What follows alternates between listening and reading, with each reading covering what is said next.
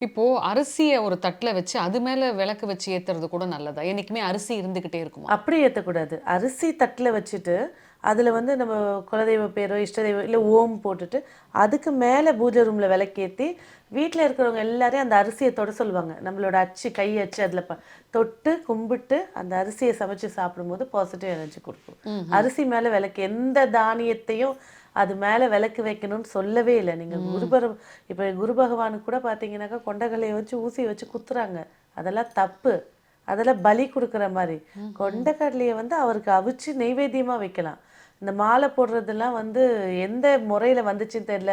சனி பகவானுக்கு எள்ள எரிச்சு வைக்கிறாங்க. அப்பா! எள்ள எரிக்கிறது அவரோட தானியத்த எரிக்கிறதுக்கு யாரும் தானியத்த எங்க எரிக்கலாம்? ஹோம குண்டலத்துல தான் போடலாம்.